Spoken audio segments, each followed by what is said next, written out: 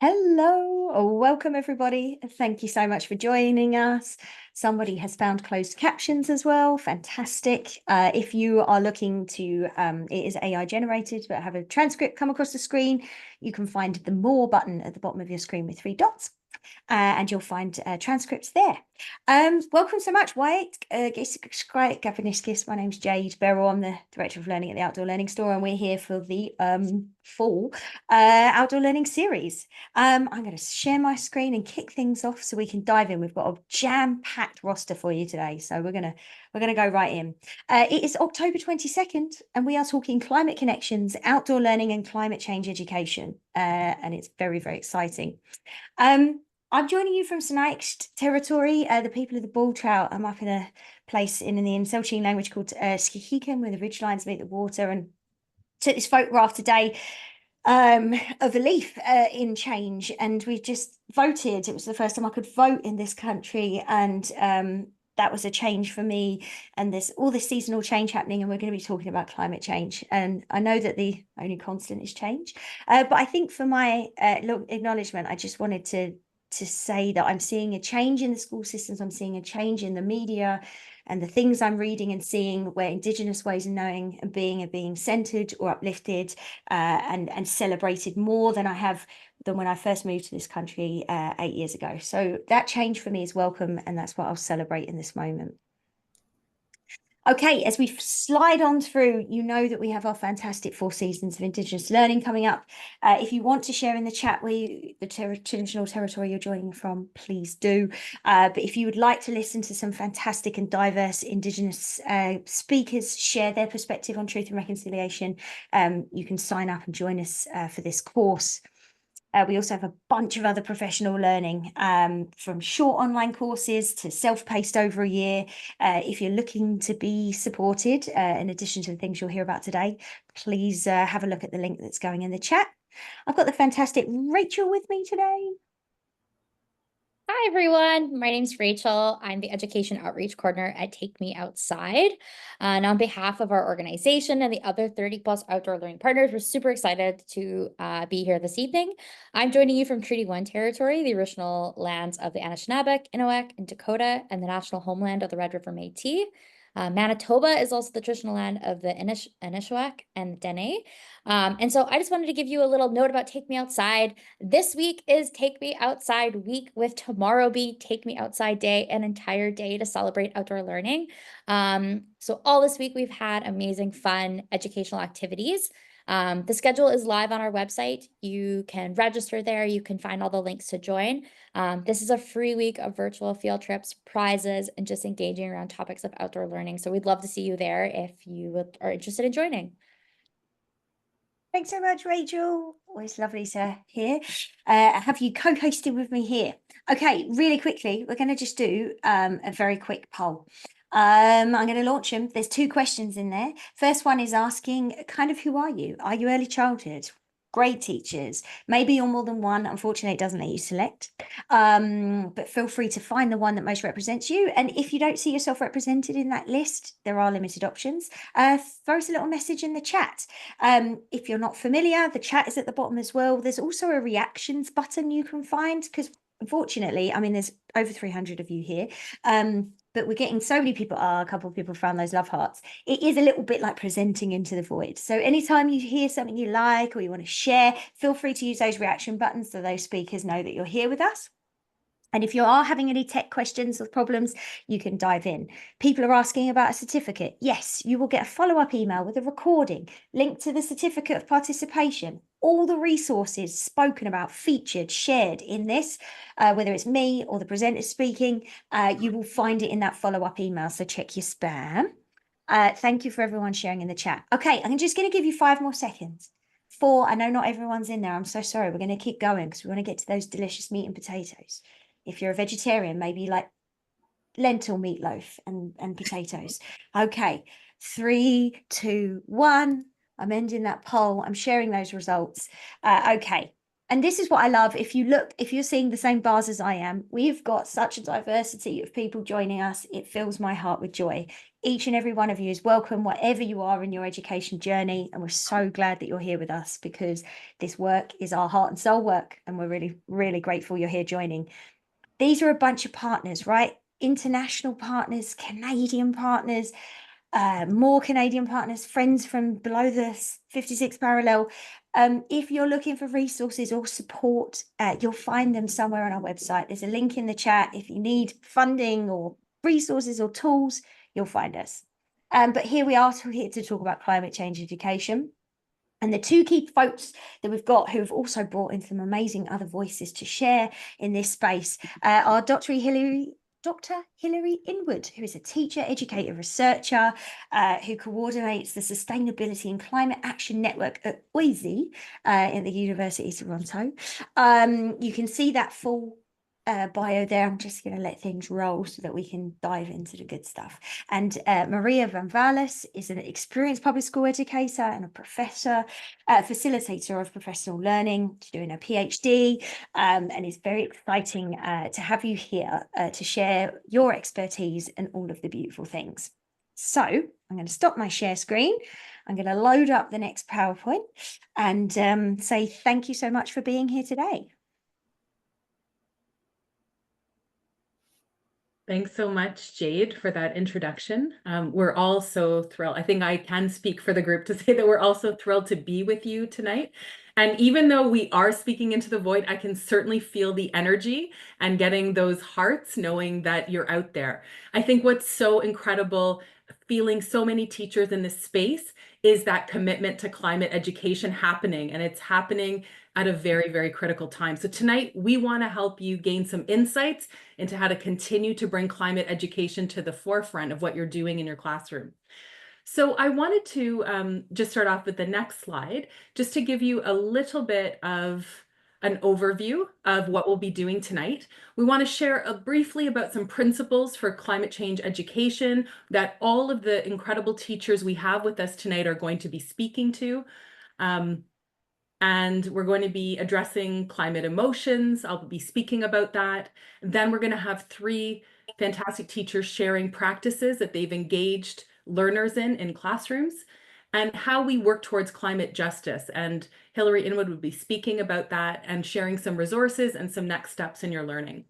So moving to the slide on principles of climate change education, just want to give you 4 kind of key areas. And as you're listening to the presentations tonight, I think you will hear the teachers focusing in on whether all of these areas or some of these areas. And this comes out of research from Kristen Hargis and Marcia McKenzie.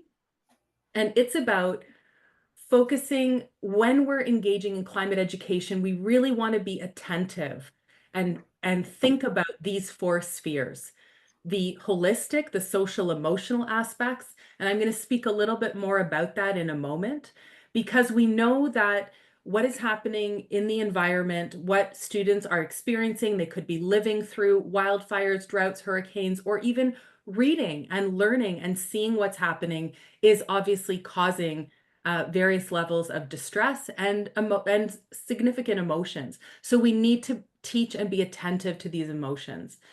We want to ensure that the work that we're doing supports climate action, so that we're not just learning about climate change, but we're learning about it through the lens of how to take action and supporting student agency in the process. We want to make sure that the way in which we're teaching climate change is accurate, that it is grounded in the evidence, but that it's also critical that we're inviting students to be critically thoughtful and thinking critically about climate change, and also thinking critically about the root causes. And I'll share a little bit more about my own research involving youth activists, climate activists in Canada, and teachers across Canada. And the youth stated very clearly that their own mental health distress was supported when they were engaged in climate action that addressed root causes. And so we want to make sure that we're supporting students to be in that transformative mode of responding to climate change. And of course, The local and tangible. So looking for ways that students can become involved in their community, in the particular place that they live, connecting to land, place, people, to the natural world, to issues that are happening so that it's relevant and that the actions they're taking, they can actually see that impact in their own communities. So these are some of the principles that can help us address climate change robustly in our classrooms. And again, our teachers tonight are going to be touching on these aspects. Moving to the next slide, I want to share some critical research about the rising levels of climate anxiety. So if we could go next, thank you. There are 3 critical studies I want to highlight for you. You may be familiar with some of them. And if you're not, I want to draw your attention not only to some key findings from these studies, but also if you are someone who needs to convince others of why this is important in your educational context, these studies can provide some evidence. In 2021, there was a global study that looked at 10,000 youth across 10 different countries, and 4 in 10 young people actually reported fearing having children due to the climate crisis. They also reported in that study that they felt a moral injury. So they were affected by seeing the impacts of climate change, but also adult inaction was having a significant impact on them. There was a study done in 2023 with Canadian youth where we saw the majority of youth experiencing some fairly significant levels of anxiety, but also distress, to the point that at least 40% of young people reported that it was impacting their day-to-day lives. In my own research with youth activists, I got some real insight into the level of distress that young people are feeling. And what's very important here is that despite these feelings, the majority still felt that collaboratively, we can still take action and do something. But only half believe that they could contribute. And I want to draw that finding out because this is where our role as educators becomes so important in how we're supporting young people to feel that they can contribute and take action in response to climate change. And just this past week, another groundbreaking study was done with US youth that again showed some significant levels of distress. So we're seeing increased evidence about this. The most significant cause of the distress is they feel that there is not leadership that's taking action on climate. This study also found that education has a significant role to play in responding to that distress. So this was really the heart of my own research, which came down to these questions of how do we teach about climate change and nurture youth well-being? How do we actually engage with the realities of the climate crisis and nurture a sense of meaning, purpose, and hope? As part of that work, moving to the next slide, I collaborated with the Climate Psychology Alliance of North America's subcommittee, and we created this resource that we're going to include in the resource list about some of the ways that we can teach that can address these climate emotions. And I just want to highlight 4 of these 10 key points. First of all, it is important to recognize climate emotions. As teachers, we want to keep things positive, but what we've also heard from young people is that they know that this is happening and they appreciate when teachers actually engage them in the reality and give them space and normalize what it is that they're feeling. It is normal that they are feeling anxious, that they're feeling sad, that they're feeling distress about what's happening. So recognizing these emotions, and there's some fantastic resources that are highlighted that can help you with this, including a climate emotions wheel that's just been developed. It's very important as well to discuss climate through an equity lens. We need to look at this through the lens of the root causes of colonization, of the economic systems that are contributing to this crisis, and the ways in which reimagining our communities can be an opportunity to create more just and regenerative futures. So we need to ensure that we're talking about that people are not impacted equitably by environmental issues, by environmental racism, by the histories of colonization, and open up these conversations with students. Respectfully and non-appropriately highlighting Indigenous perspectives. These distinct worldviews focus on relationality, on interconnectedness, on loving and reciprocal relationships to land, to ecological webs. So highlighting these and coming back to that wisdom, that knowing, restoring relationships, restoring our love of the earth and all of creation, thinking about that relational consciousness that we have as young children and really nurturing that, making sure that we are respectfully bringing Indigenous perspectives and highlighting these perspectives. And finally, empowering youth to take action. This is what is so critical. This is what is actually going to help us work through our climate emotions. I can share with you that I've experienced being engaged in this work for over 20 years. Of course, I felt tremendous grief and despair and distress.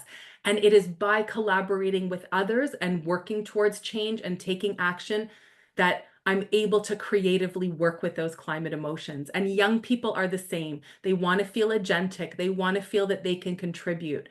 And so these are really, really important dimensions.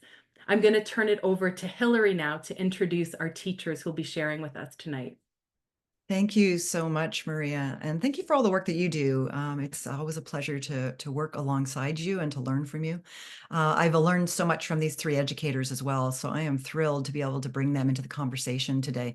Both Maria and I feel strongly that one of the best ways that we can help other educators learn about climate change education is to really amplify the voices of those doing the work in classrooms and in outdoor education centers. So I'm going to introduce you to Pam Miller, Cam Douglas, and Cynthia Rolston tonight. They're each going to share a little bit about their practices. And I'm going to introduce each one as they come up, so we're not bombarding you with biographies right up the beginning. So I'll introduce you to Pam Miller to begin. Pam Miller has recently retired from the Toronto District School Board in Toronto, Ontario, as the instructional leader of ecological literacy, where she supported educators and youth in creating and educating for a just and sustainable world. She has over 30 years of teaching experience in environmental and outdoor education and has won many awards for her work. As part of her retirement, I'm putting that into air quotes, she's currently pursuing a master's degree in climate change education at York University here in Toronto. Pam. Great, thank you. Yes, my friends say retirement. You're going back to school? Such a pleasure to be here. And yes, I have been an outdoor educator for about 15 years, and then I went into climate change education. I was also in the classroom. Whoops, Hilary, I think we advanced before we need to. There we go. So I'll bring you some of the thoughts from my lived experience. I'm going to start out with actually a beautiful garden at Don Mills Collegiate, where students are involved in Haudenosaunee Mound Gardens, gardening. There's even a winery, starting winery there. A must in every high school, I think. But really, outdoor learning, I'm going to use as a broad term for any active facilitated approaches that predominantly uses activities and experiences in the outdoors, which lead to learning, of course, health and well-being. We know that from being outside, and environmental awareness. And I'm taking this term from the Institute of Outdoor Learning in the UK. When exploring how outdoor learning could best support students, the book that I have on the far right, editors Jucker and Von Awe, argued that we want to be able to both understand the world we live in and to be in the position to interact with and change it in ways which are meaningful, just, and sustainable. And so from his book, and there's lots more there, lots more contributions, I'm going to focus on two areas that I think fit really well with climate change education. The first is about fostering relationships. And as Maria mentioned, our present capitalist society and the commodification of everything is working to alienate us away from a healthy relationship with nature. And so we need to unlearn that we are separate from nature and see things from a kinship worldview. And outdoor learning that is able to connect us with our hands, our senses, our whole body, gives us the best chance of building those personal relationships and empathy for all living things. The second highlighted is real-world learning. And to make changes in complex systems, we first need to understand the systems that we're a part of and how everything is connected, how energy flows, matter cycles, life webs. And learning in the real world that is constantly changing and dynamic gives us a chance to almost have a living lab to understand these systems and how we might work with them and leverage them to make the changes that need to be done. Of course, there's many other benefits for outdoor learning as outlined in this book and other publications, but I really just want to focus on those two.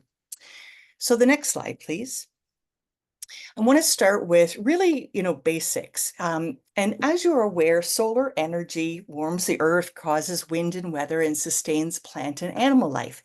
And any conversation about climate change involves the sun. And so getting our early learners started thinking about what is the sun and how the sun's energy is part of their daily lives is a great place to start, especially when you've got, kids, early years to grade 3. And so I like to start with an overarching question in mind, what cycles are we a part of? And with that, the students can explore the sun through shadows, tracing themselves, tracing one another or other objects, and then from the same location, but later in the day, trace a new shadow. I like the idea of using different colors over time so they can see the changes. And then they can also explore how solar energy, as it's changing, also affects microclimates. So getting them to look for the hot spots and the cold spots and the shady spots. And then understanding how that impacts all the things that are in the schoolyard is important. I got these resources from David Suzuki's Connecting with Nature, grades 1 to 3, and also from Lawrence Hall Science, those of you who remember it, the Outdoor Biology Instructional Strategies. You can find a sensory and terrestrial high-low hunt that's amazing. And I've also included David Bouchard's book there because you can also look at the sun from cultural spaces. And so his book is lovely. It really connects the medicine wheel teachings to the sun and how we connect the sun on a visceral, embodied way. 2 other books are also really helpful and an easy way to start with young learners. Next slide, please. So for older learners, having them explore the urban heat islands is a great place to have them collect data, take a look at how where we live impacts how we live. And as you know, direct sunlight can heat surfaces differently. And so in places of high asphalt areas or where water isn't allowed to permeate through the ground, you don't get a lot of vegetation. And so we have these, what they call urban heat islands. And 80% of Canadians live in cities or built up areas. And so it's not difficult to find the impact of this sunlight hitting these surfaces in different ways. Also, what ends up happening is that urban heat islands can be exaggerated or exasperated by tall buildings, narrow streets where you get these sort of canyons. And then, of course, if you're right by a highway or factories or even air conditioners that are pumping out heat, that can make it worse. So students can measure surface temperatures in the schoolyard. And then there's a really neat citizen science program under GLOBE, which is sponsored by NASA. And they're looking at urban heat islands because satellite data doesn't get the granulation that your students will. And so by adding this data is an important climate action that they can look at. Of course, mitigate with greening and gardening and taking care of the existing vegetation is important.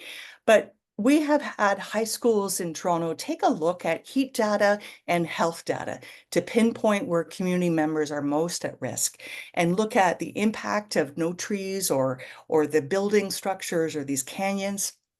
And then there's a climate generation webinar that I just watched with Sarah Slack. And she talks about how she engages students to, again, identify neighborhoods at risk. So she connects with other schools and looks at the GLOBE data, and then they present the data to decision makers. And I think that's such an amazing way that they can advocate for climate justice. Next, please. Related to solar energy and so important in helping absorb carbon dioxide, of course, are trees and forests. And here again, we want to give importance to our tree nations. pedagogically centering trees as the teacher allows us to take a step back. And so I like this idea, like, what advice would the trees in our neighborhood give to us? How would they teach us better ways of connecting with each other and living with each other? And of course, Suzanne Simard's research about how the mycelium, build networks is so exciting. I really like the activities that Joseph Cornell has written up in Sharing Nature with Children. Meet a tree, as you know, is when you have a blindfold and you have a partner and they lead you to a tree and you have to figure it out. And then build a tree is when students are in a role and they play on either the phloem or the xylem or the roots or the sapwood, and they learn how the system of the tree works and how each part is in relationship with the other parts. Now, some of these activities may be more difficult if you have one tree on your schoolyard. It's kind of hard to, meet one tree, but it's still worthwhile to explore trees using different senses and exploring the value of trees from a more of a heart level. So again, in our climate action, we had a school named Bowmore Road that went the extra step. They learned about trees, they met all the trees, they mapped the trees, and then they also put QR codes and they put the Ojibwe names or the Anishinaabeg names on the QR codes so that you could also learn more about the tree from a different perspective. And they had elders working with them to help them understand the different connections for trees. And then my last slide, again, expanding that to older learners, is looking at the role of urban forests and how do trees shape our communities. Now, in the United States, you have redlining historical practices where trees weren't necessarily planted. It's the same here in Toronto. It's just not as talked about, let's say. But if you take a look at our maps of our cities, you're going to see patterns. And that's the best part, that students can play with that data.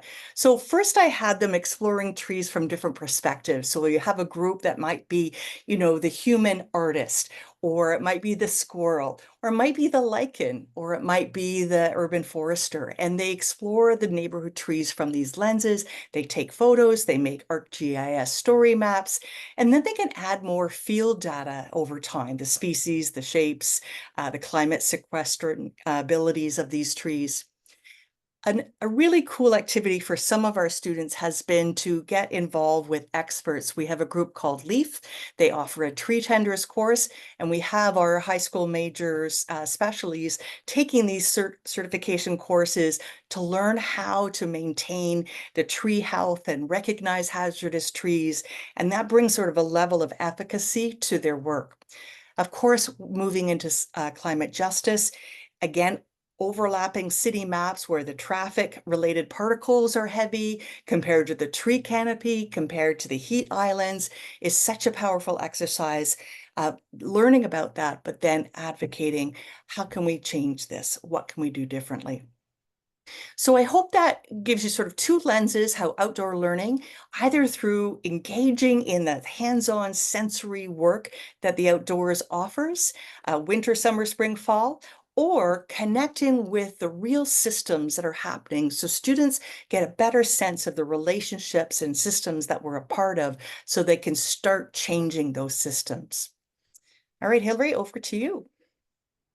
Thank you so much, Pam. And I have to say that happens, that learning from trees happens at all ages. I'm taking my graduate students out tomorrow morning to have some conversations with trees. They don't know that yet, but that'll be a good part of their learning too. So I'd like to introduce you to our second educator for tonight, and that's Cam Douglas. Climate education has been at the center of mind and teaching for Cam for the past 20 years. Cam is based in Peterborough, Ontario, and he's a secondary teacher in the Kawartha Pines Ridge District School Board. In 2018, Cam founded the Youth Leadership and Sustainability Program to provide students with immersive experience in addressing climate and other ecological crises. Tonight, he'll share a few strategies that he uses in this program to directly engage his students in climate education. Welcome, Cam. Oh, and Cam, just put your microphone on. It's been a while since our COVID times. I've kind of forgotten how to do this. Thanks for that. Thanks for that introduction, and thanks Hilary and Maria for actually pulling the session together tonight, and especially Maria for that really thoughtful framework that helps us pull these complicated pieces together. Pam, you set a kind of a beautiful lens that we can look through this through. I love the way you integrated the theoretical framework with some really practical and accessible tools that we can, without too much work, bring into our world. I also wanted just to acknowledge that I'm pretty thrilled about sharing this platform with 400 other similar-minded educators who are trying to bring climate education into our classrooms and into our students' worlds. As Hilary noted in my introduction, climate action has actually been a personal focus for myself, but especially in my teaching for the last 20 years. I reached a point about 10 years ago where I was feeling like I couldn't do enough in my 75-minute geography or resource management class to dig deep enough into the issues and action, and especially struggled to get my students outside in the confines, I guess, of field trips and where they're missing classes as we go out for the day. So I imagined a different model of education, and with a little bit of work, I created the Youth Leadership and Sustainability class. And I'm going to just take a moment here to, I don't like to read screens, but I just wanted just to set the stage here. The goal of the program in the top right is to provide experiences, opportunities, and support for students to develop the understanding, the skills, and the relationships that will allow them to play leadership roles in protecting our planet and their communities. So you'll note in the bullets that it's a full-time 1 semester 4-credit integrated curriculum program. There's grade 11 and 12 students, mostly grade 11.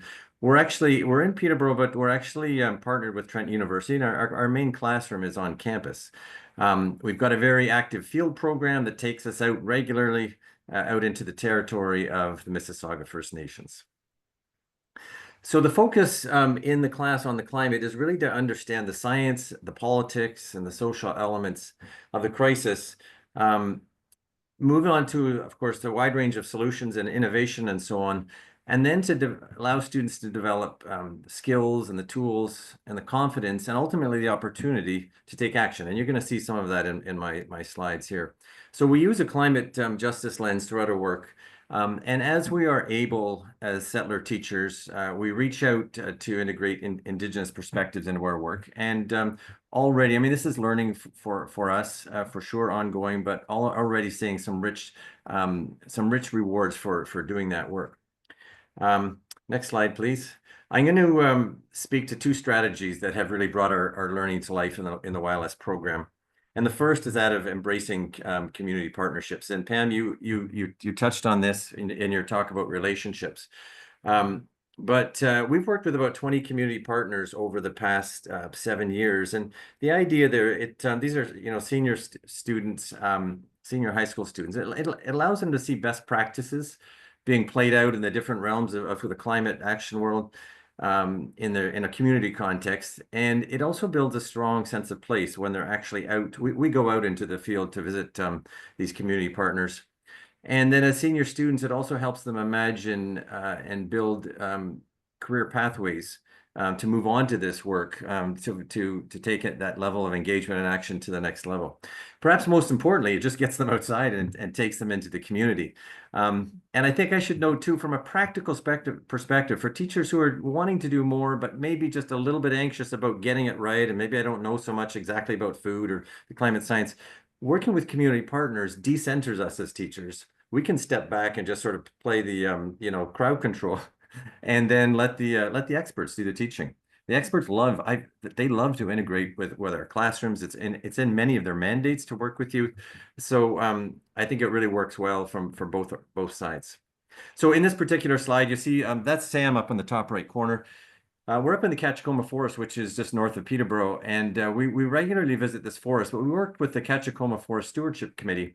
And originally, we were actually documenting the forest. We later learned that the forest was about to be logged, and the yellow mark above his tape measure was actually an indication that this hemlock tree was about to be to cut.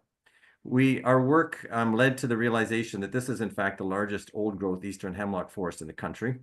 And there we're now faced with this challenge. It's about to be logged. So our forest metrics project quickly turned into an advocacy project. We linked in with another community partner, that's the Wilderness Committee, learned some advocacy skills, and then immediately connected with politicians and some of the government folks working in this to try and move that force. We actually have the committee has secured a moratorium on cutting that we're working with right now. Next slide. So just, I'm going to quickly run through these just to give you a sense of some of the partnerships that might work. Obviously, food has a huge impact on our climate footprints. And as part of that, we're working with a local organization, Nourish, supporting food security. And in this project, the students actually created 100-kilometer meals that they did themselves in groups and then presented them at this forum here for their parents and all our community partners. Top right, we're working with the Autonomy Conservation Authority.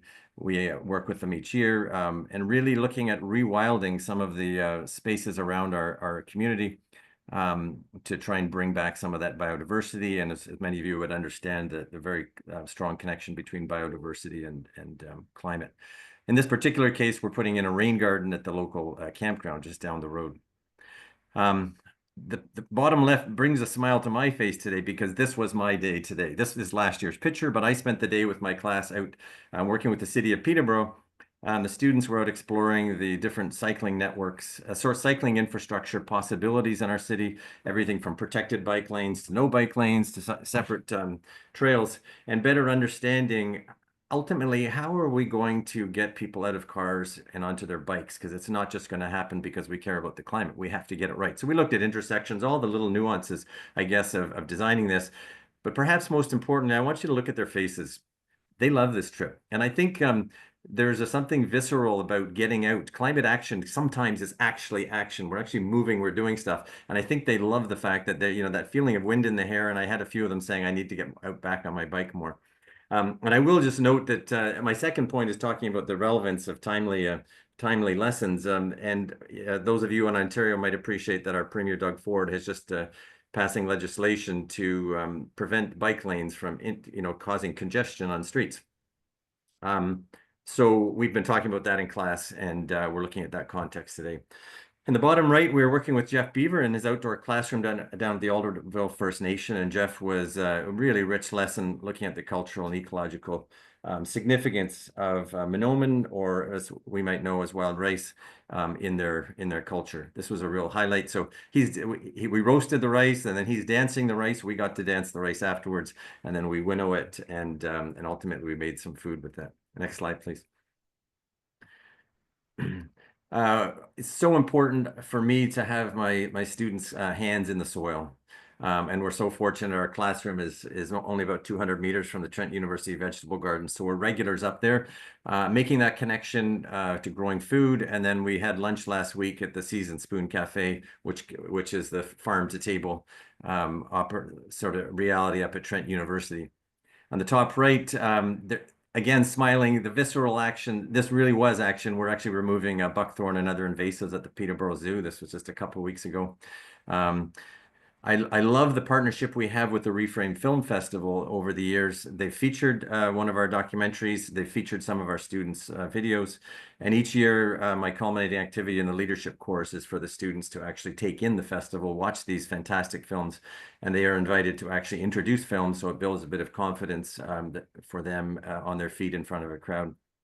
The picture bottom right, this was last week up at the Haliburton Water Festival, where my students become teachers for the day with grade 4 to 6 students. And what a beautiful opportunity for them to really put action. It really brings the action in because they're now on the spot. They're leading the students on various aspects of water, from watersheds to habitats and so on. And it helps them build confidence and understand the importance of environmental education. Next slide. So the second issue I wanted to talk to you about is that of connecting to current and local initiatives. And I think we all know and appreciate that, kids, they want to know that the learning that they're doing is relevant and connecting in real ways to the world they live in. So the start of each semester, I kind of take stock what's playing out in the sort of the larger ecological canvas in our community of Peterborough and region, and provincially, nationally, internationally, and then trying to find some entry points for the class to engage. So this particular image here, this was our project last year, where we reimagine our city, what it would look like in the middle of we're updating our climate action plan in Peterborough, and we then instead of sort of going to council and urging them to do more and being angry young people, and all of which is completely justified, we instead took it, we went out 20 years, imagined the city that could emerge if we actually did what we need to do. And these images then and videos are being shared with the city councillors as we close this process out, and these were all hung up in the school board office to remind our educational leaders of the importance of climate action. Next slide. I just want to just close out here with a couple of leadership activities where we're connecting. And this is Nico up in the top left. He and 8 other students in the class that year were advocating at City Hall for the city to declare a climate emergency. They did, in fact, do that, and they gave credit to the urgency in the students' voices, some of whom were in tears during their presentation to City Council. They credited the young people for moving that dial. That's Tanner at the bottom left, leading a local climate rally, building some confidence in front of crowds. That's a Fridays for the Future in Peterborough. And then finally, on the right, we had the opportunity, COP15 Biodiversity Conference came to Montreal. The class put in a proposal to present. We were accepted. We went to Montreal, and this is the class presenting about 2 worlds, the one they feared, one that they knew was possible if we actually adopt the 22 targets. And finally, down at the bottom right, that's Sam in City Council Hall presenting to the mayor and councillors saying we need to localize these biodiversity targets to make sense here. And then from there, we went out into the local schools. The students had developed lessons in biodiversity that they delivered to try and bring that relevance into classrooms. So it's another beautiful community partnership when younger students work with, or older students work with younger students. So those are 2 strategies that I think have worked really well in my teaching practice to try kind of bring things to life. And next slide. If you want to know more about the program, the website's there. You can reach out to me through that website. All of this information will be coming out to you. The field program is highlighted in our Instagram account. We made a 17-minute documentary about the program, and there's a bit of video explanation of how the program works in another documentary entry. So I appreciate your attention. I hope some of this might work for you in your classroom. And I do want to acknowledge that, of course, this is easier for me in an integrated curriculum where I have the students all day, but I think many of these ideas can be teased out into regular classrooms. Thank you so much, Cam. And where were you as a teacher when I was going through secondary school? That's what I want to know, because I would have loved to have had you as a teacher. I'm hoping that some of the teachers who are listening in tonight are like, maybe I could be like Cam Douglas, and I think that'd be fantastic. You might also want to be like Cynthia Rolston, though, and Cynthia's our 3rd educator for tonight, and certainly not, might be last, but certainly not least. Cynthia's been a junior intermediate educator in Toronto, Ontario for 24 years. As a science generalist, she considers herself a specialist in integrating environmental education into the curriculum through science, technology, engineering, art, and math, commonly known as STEAM, and inquiry-based learning. She also presents a yearly workshop with Ontario educators on breaking barriers in STEAM education. Cynthia, we're so pleased to have you here tonight. Thanks for joining us. Yay, thank you so much. And thank you for the introduction.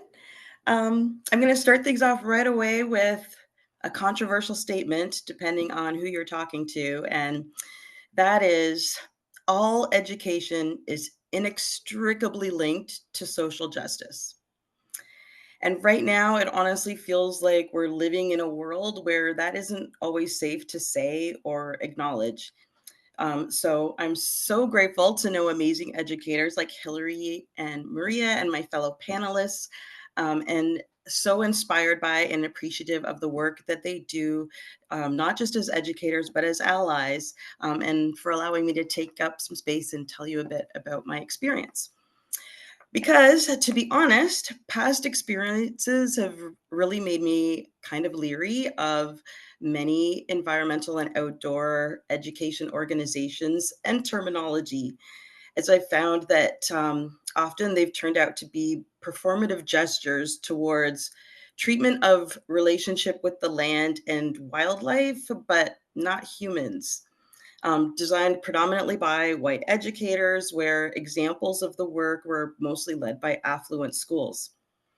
So to back up a bit, I was born and raised in rural Ontario and completed one of my undergraduate degree in British Columbia. And through sport, I've had a chance to travel a fair amount of the country. And I've been teaching for 24 years with strengths in STEAM and environmental education, all of it in Toronto, and our most diverse city. And yet my lived experience matches what the data shows us of a system that is predominantly white and has changed very little in my time as an elementary, secondary, and post-secondary student, as well as an educator, and having experienced anti-Black racism at each of those levels. So when it comes to outdoor and environmental education, I haven't seen myself represented or particularly welcome in many of those spaces. So my why, and we can actually go to the next slide, my why for becoming an educator from the time I was in grade 5 was really rooted in 2 reasons. One was to be the representation for other girls of color that I didn't have. And secondly, to create a safe and inclusive environment for all students with identities that fit outside of dominant culture. And I just knew from a young age, or at least strongly believed from a young age, that if we cared about humanity equally, we would care more about the land and how we leave it for others. And it's really been at the heart of my teaching since the beginning.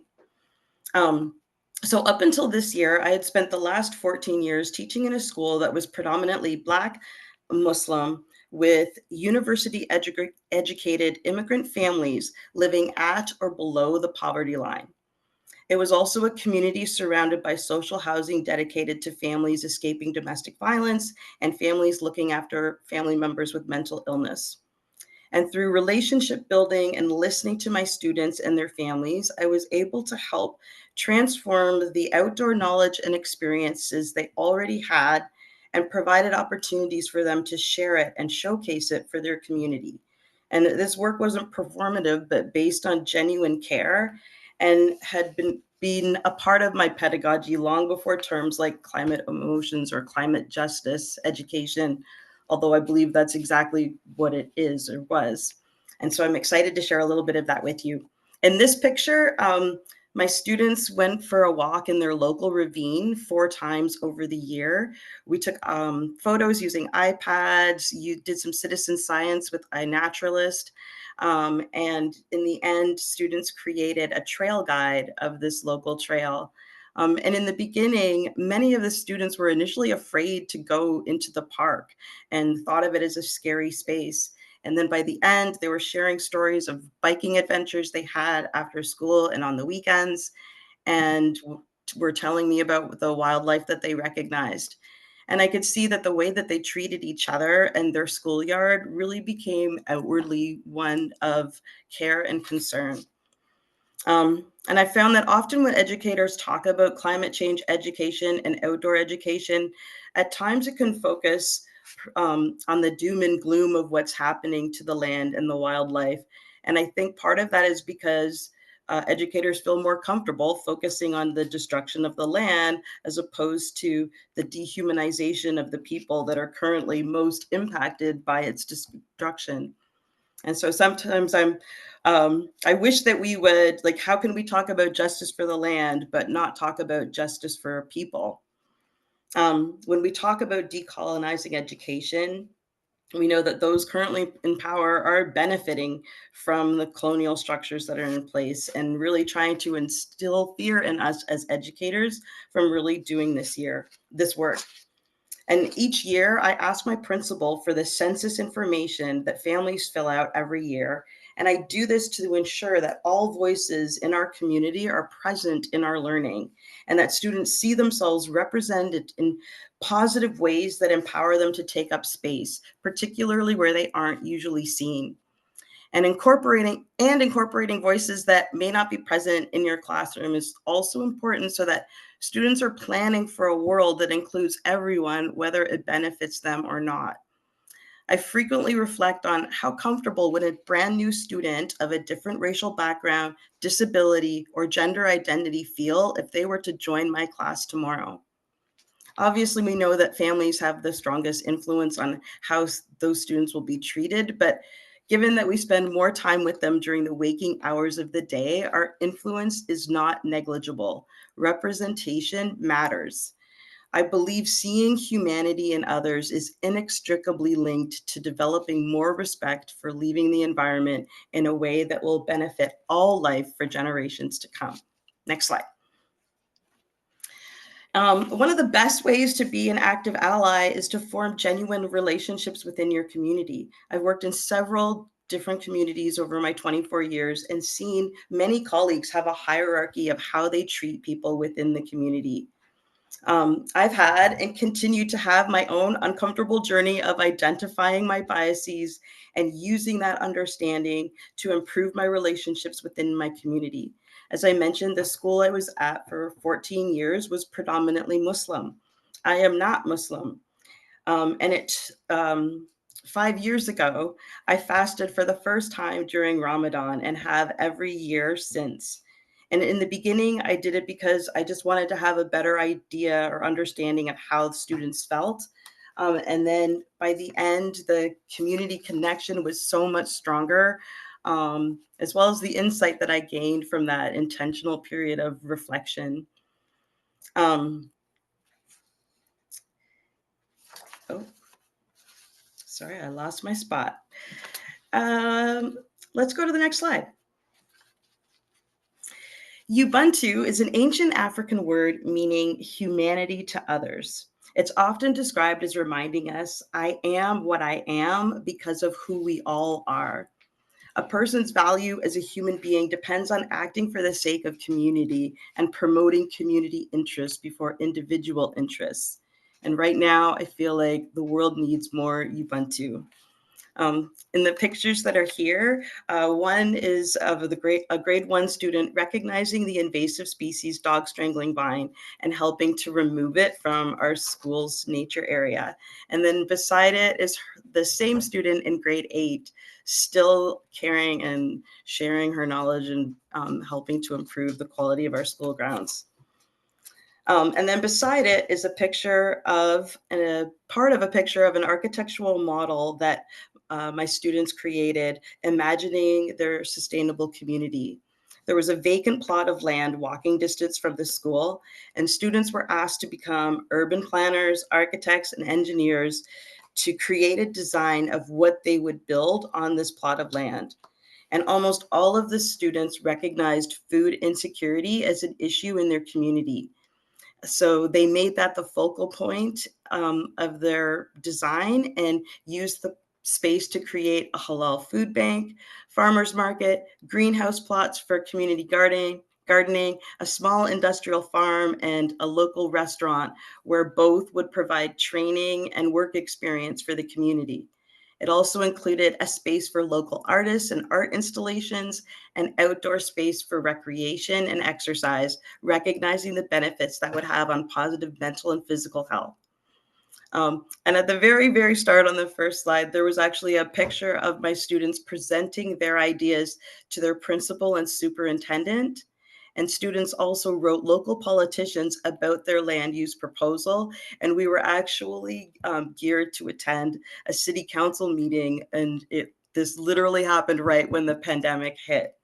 So unfortunately, they didn't have that opportunity. But what was very impactful was that students whose identities are not frequently seen in STEM professions saw themselves in these roles, and they felt more empowered and motivated to consider a career in the future. They also felt positive and optimistic about the possibilities for their community and had a stronger sense of pride in looking at ways they could make a difference. Students who traditionally didn't feel seen, understood, or cared about in the education system had a different perspective completing this project. Climate justice education needs to center around seeing and acknowledging people's humanity and tapping into the perspectives and ingenuity of the voices outside of dominant culture. Thank you. Thank you so much, Cynthia. Wow, I've been following the comments in the chat, and there have been so many compliments flying for the three of you, and rightfully so. The work that you do is truly extraordinary in the public school systems here in Ontario. And I know that there are educators across the country and in other countries doing similarly impressive work, but we're so pleased to be able to really showcase your work tonight. So thank you, the three of you, for joining us. I will say that the three of you are already demonstrating ways to get into educating for climate action and justice. This is a new guideline that's being put forward by the NAAEE, the North American Association for Environmental Education, which is a very active organization and group in the States. If you're not a member already, you might want to consider becoming a member. And they've just this year put out their guidelines for excellence on educating for climate action and justice. If you look at what their key principles are here, not only do they align with the work of SEPN that Maria introduced us to early on in this webinar, but they also have, our three educators have absolutely been demonstrating different ways, very practical ways to enact these principles in classrooms. You probably have heard, though, a couple of times from our educators and from Maria and now myself as well, that really what we want you to do is think not about climate change education, but we want you to think about climate justice education. We've been really inspired by the work of Kwok and Casey. We have the link to their article towards climate justice lessons from girls' education in the resources that we'll share with you at the end of today's session, where they really are advocating for a new way of thinking about education, not one that simply replicates the root causes of the climate crisis. That's the education today in gray. And you can see that the continuum here sort of deepens, gets to a deeper shade of green over time, moving from conformative and reformative models to transformative ones that move from doing things better to doing better things, but ultimately to doing things differently. We can't keep replicating the same old approaches in education and expect to get a different output, because it's not happening. So please consider, and if you haven't taken a screen snap of this this model yet, please do, or look up Kwok and Casey's model, which is a little different from this one. We've been developing it a little bit more based on theirs, but we encourage you to think about climate justice education and how you can enact this in your classroom.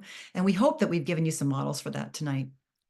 We're going to send you the links to all of these wonderful resources.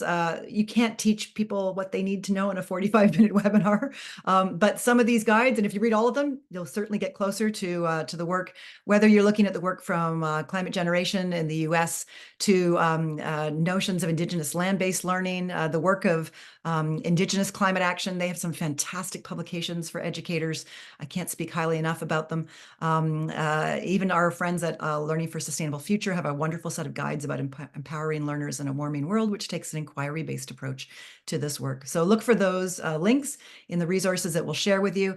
And finally, Maria and myself are engaged very much in the Accelerating Climate Change Education in Teacher Education project, and we have lots of ways for you to get involved in that. We offer free webinars throughout the year, both for K-12 teachers as well as for teacher educators, because we believe this work needs to be done in every single level of education, in both pre-service and in-service teacher education.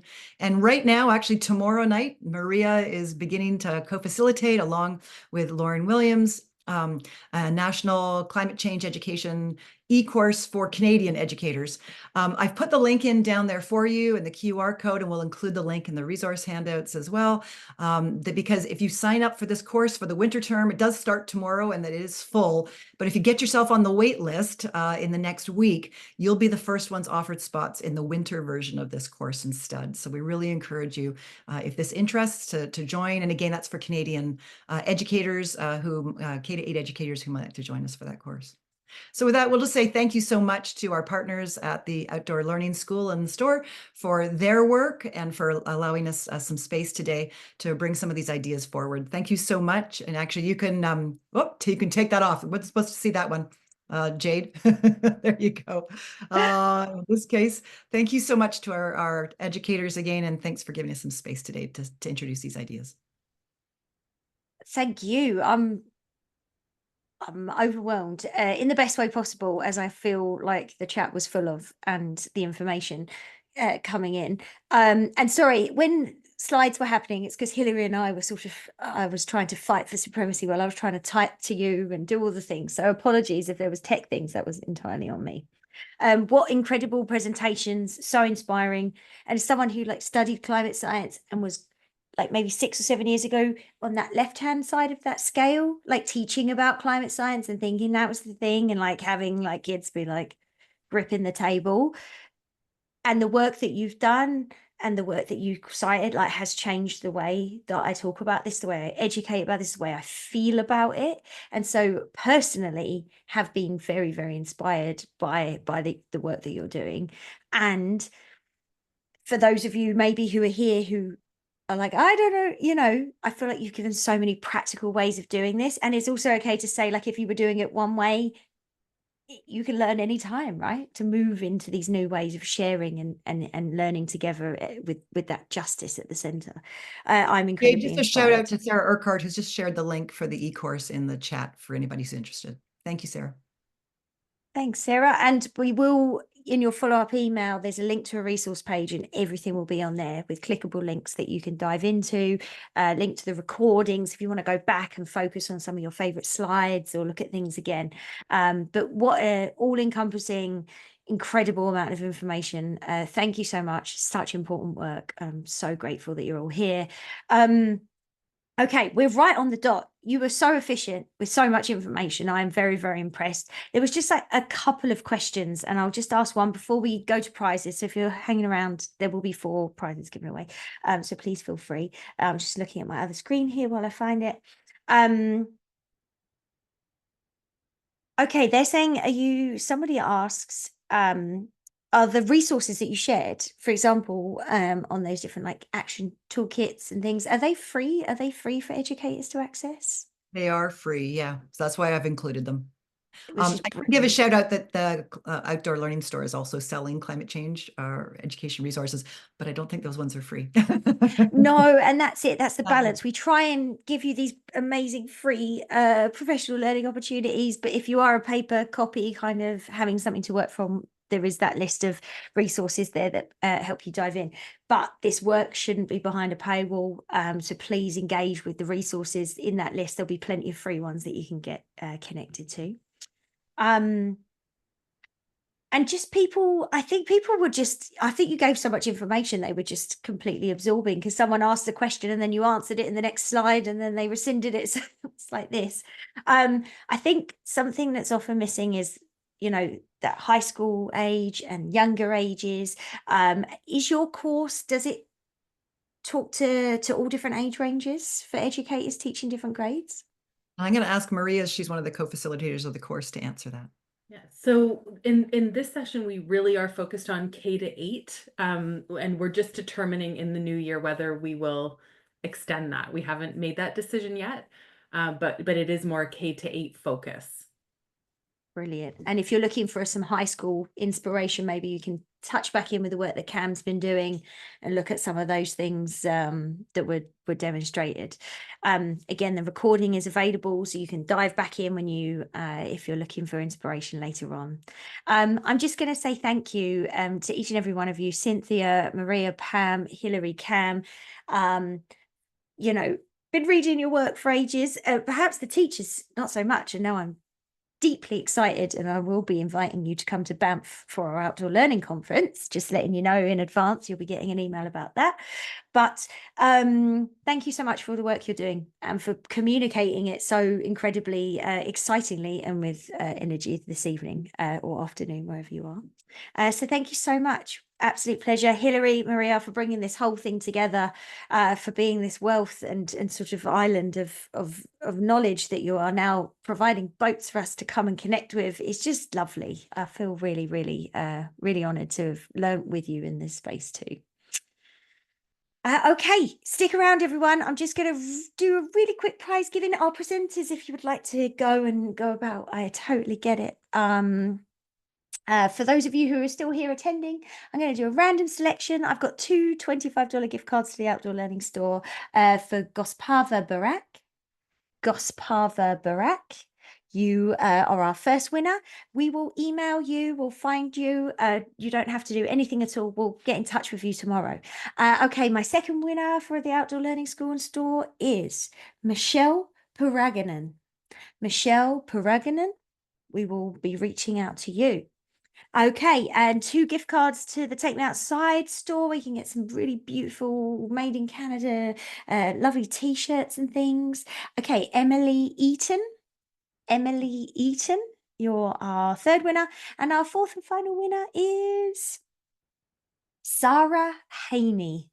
Sarah Haney, you are our fourth and final winner. It's been an absolute pleasure spending this time with you. We will be back next week learning about future makers and sustainability resources in your classroom. So please come and join us for that next one. Wishing you all a really safe and wonderful evening. Take care.